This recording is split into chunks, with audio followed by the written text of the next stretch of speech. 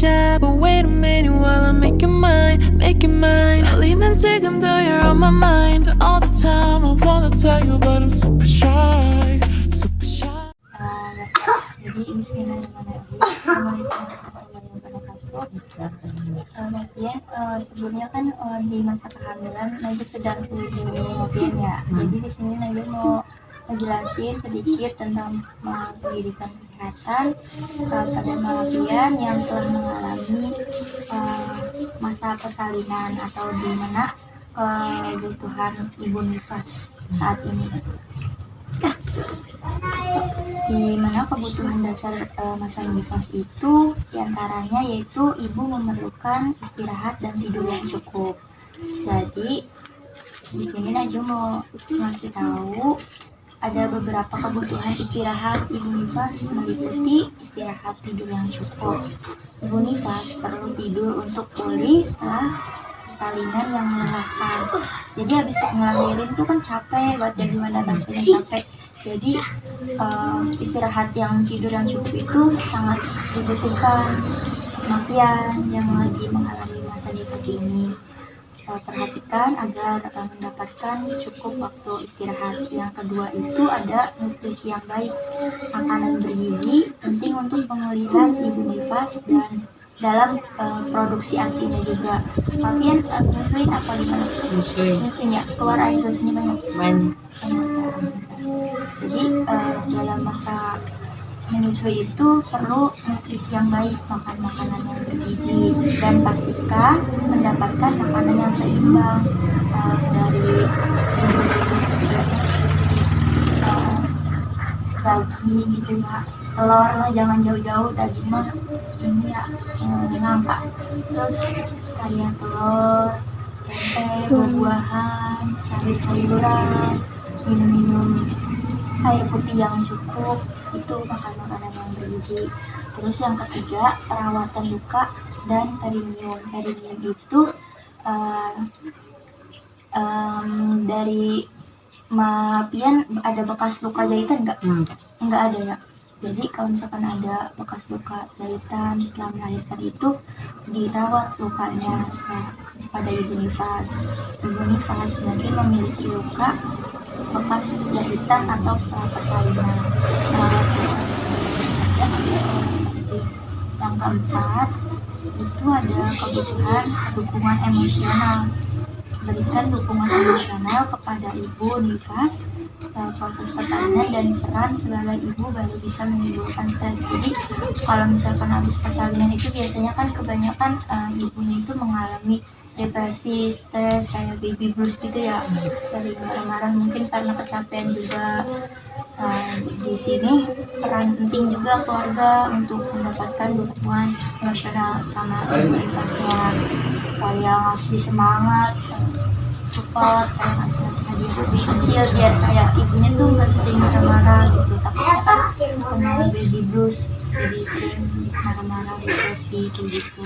Terus yang kelima yaitu bantuan dalam merawat bayi, kayak hal-hal kecil yang tadi gitu dari keluarganya. Terus ada dukungan perawatan bayinya juga, nggak dibiarin sendirian gitu ngelakuin hal-hal yang mungkin dapat membantu ngurus bayinya gitu.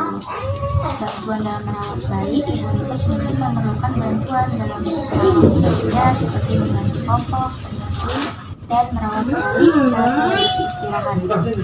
Jadi ibu nifas itu, ibu yang habis melahirkan itu sangat penting dalam beristirahat. Saat ibu istirahat mungkin bisa dijaga juga atau dibantu dalam merawat bayinya itu oleh keluarganya, anak suaminya gitu.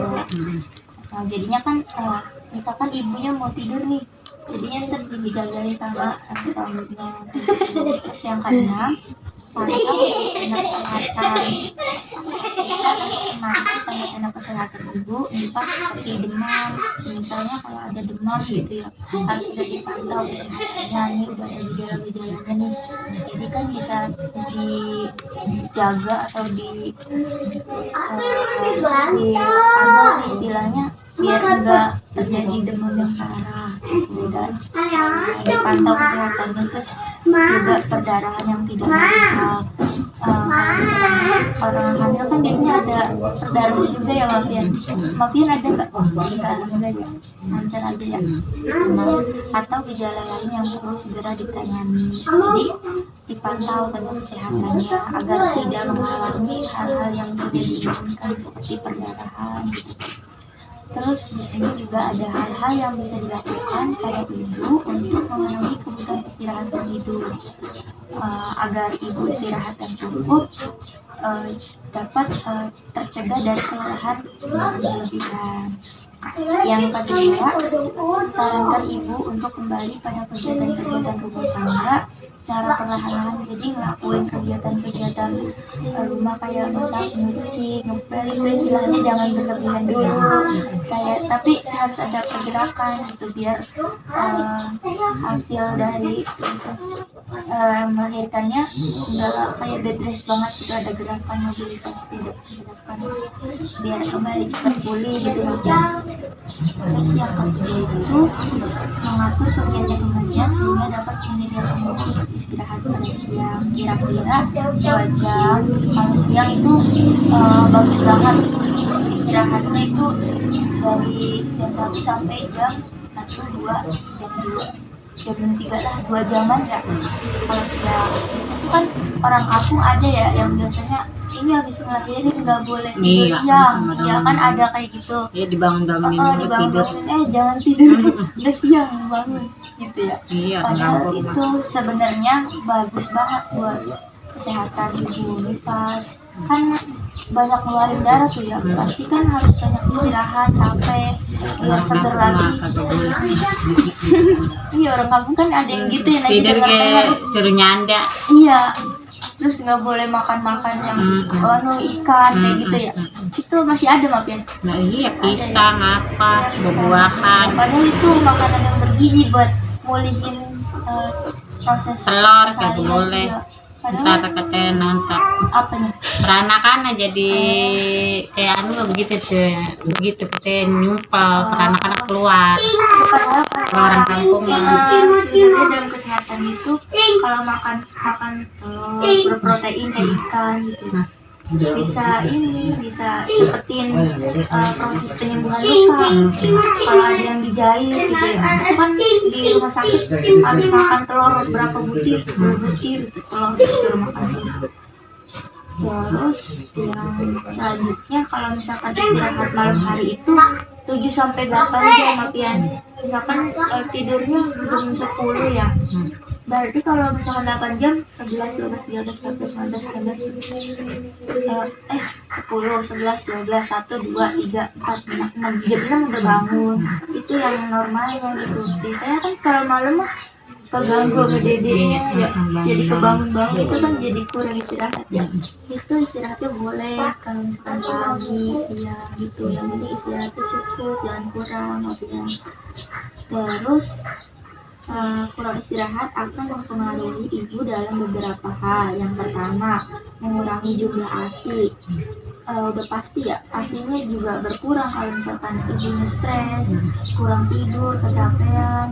Kan kalau misalkan ASInya banyak itu dari ibunya kayak seneng gitu, kalau ibunya seneng itu ASInya keluar lancar. Itu tuh dari proses prolaktin yang dimana hormon prolaktin itu dihasilkannya dari ibunya merasa bahagia, senang, jadi produksi ASInya lancar. Kalau misalkan jarang istirahat, kurang tidur, jadinya kan ASInya nggak lancar, banyak gitu ya. Terus yang kedua juga kalau kurang istirahat memperlambat proses evolusi uterus dengan perdarahan. Jadi tuh menghambat proses sembuhnya luka apabila terjadi pengobatan. Rahimnya jadi kurang baik gitu kalau misalkan istirahat, rahimnya nggak kembali normal lagi. Kan itu rahim mengalami ngembang ya, ada janin di dalamnya, ada bayi di dalamnya. Apabila kurang istirahat juga dapat memperlambat proses penyembuhan luka dan memperbanyak perdarahan. Jadinya apabila kurang istirahat jadi malah perdarahan. Mafian kan cukup ya istirahatnya gitu. tapi ada puyeng-puyengnya. Itu mah Itu wajar. puyeng aneh emok. Puyeng aneh itu lah. Enggak, emang karena kan kekurangan darah juga banyak udah yang keluar. Terus yang ketiga itu apabila kurang istirahat, jadinya menyebabkan depresi, kayak capek, marah-marah terus, bawaannya itu dari kurang istirahat dan tidak mampu untuk merawat bayi dan dirinya sendiri. Jadi kalau udah kecapean kurang tidur, jadi boro-boro mau megang bayi gitu, merawat diri sendiri kayak capek rasanya. Jadi itu harus banyak istirahat tuh kayak gitu. Terus di sini juga ada dijelasin kurang istirahat akan mempengaruhi ibu dalam beberapa hal. Tadi udah disebutin juga ya, yang mengurangi ASI, terus jadi melambatin proses kehamilan, terus sama menyebabkan depresi. Tadi yang pertama apa itu? Maaf ya. Mengurangi ASI. Iya, jadi ASI-nya jadi kurang. Ya. Tapi makin banjir tuh basah we baju. Iya, ya, alhamdulillah.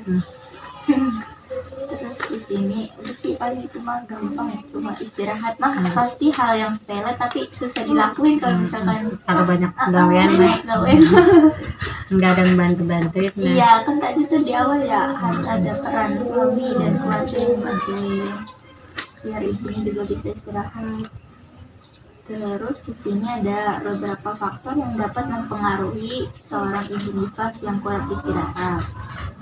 Faktornya itu meliputi perawatan bayi, merawat bayi yang baru lahir memerlukan waktu yang besar, termasuk memberi makan, melakukan meredakan tangis bayi dan memastikan bayi nyaman. Tugas-tugas ini dapat mengganggu istirahat ibu. Iya, merawat bayi, jadinya istirahatnya kurang. Padahal mamanya harus banyak istirahat. Ya. Terus yang kedua, hormonal.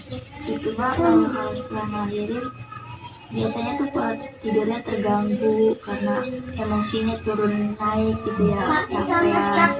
Terus yang ketiga, rasa nyeri. Persalinan dapat menimbulkan rasa nyeri pada ibu, dapat mengganggu tidur dan istirahat yang cukup. Nah itu tuh faktornya dari rasa nyeri juga biasanya kalau misalkan istirahatnya kurang, dia ngerasain nyeri, sakit abis lahiran gitu ya Bang. Terus yang keempat, faktor emosional yang tadi bilang depresi, stres, jadi ngeganggu ibunya dalam tidur. Yang kelima, dukungan sosial. Tingkat dukungan sosial yang diterima ibu nifas dapat mempengaruhi tingkat istirahatnya. Terus yang keenam, pola tidur bayi. Biasanya bayi baru lahir memiliki pola tidur yang tidak teratur. Ya, udah bagus tadi ya. Udah. Sering bangun, pengen makan, ganti popo, dan banyak tidur dalam jangka waktu yang singkat. Jadi sering bangun-bangun dede bayinya, jadinya ibunya juga keikutan bangun ya. Kalau malam-malam ada tuh nggak ada, nangis juga anteng ya. Bete mau ya. Ya, sulit, jadinya ibunya nggak cukup tidur gara-gara kebangun. Jadi Mereka dikelonin udah kayak tidur. Setuju kondisi ibu, kesehatan ibu. Nanti kalau misalkan itu ya kayak nyeri, sakit bawaan dan lain-lain, demam, jadinya itu mengganggu istirahat ibunya juga, ibu yang kurang istirahat. Itu sih itu aja sih Fabian. Terus ini apa ya? Kebiasaan yang dilakukan kepada muda ketika tidur.